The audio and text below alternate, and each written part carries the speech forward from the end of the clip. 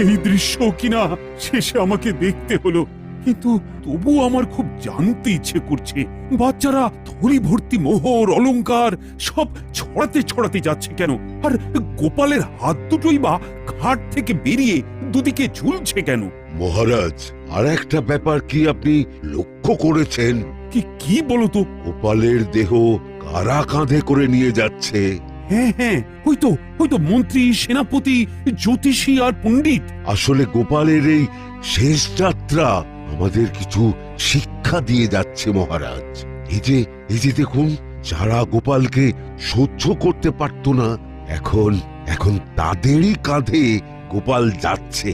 তার মানে শেষ পর্যন্ত কেউই কারোর শত্রু থাকে না, সবাই মান অভিমান ভুলে কাঁধে কাঁধ মিলিয়ে পার করে দেয়। তাই তো, এই দৃশ্য তো সেই কথাই বলছে। আর ওই যে মোহর আর অলংকার ছড়িয়ে যাচ্ছে, সেটাও বুঝিয়ে দেয় যে এই অর্থ, সমৃদ্ধি সবই ফেলে একসময় চলে যেতে হবে।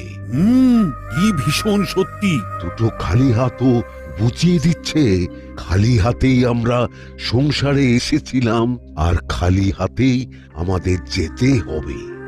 এই চরম সত্যিটা আমি আগে বুঝিনি। গোপাল, গোপাল, তুমি মরে গিয়ে আমাকে চরম শিক্ষা দিয়ে গেলে। ভগবান, কিন্তু এখন শিক্ষা পেলেও গোপাল তো আর ফিরবে না।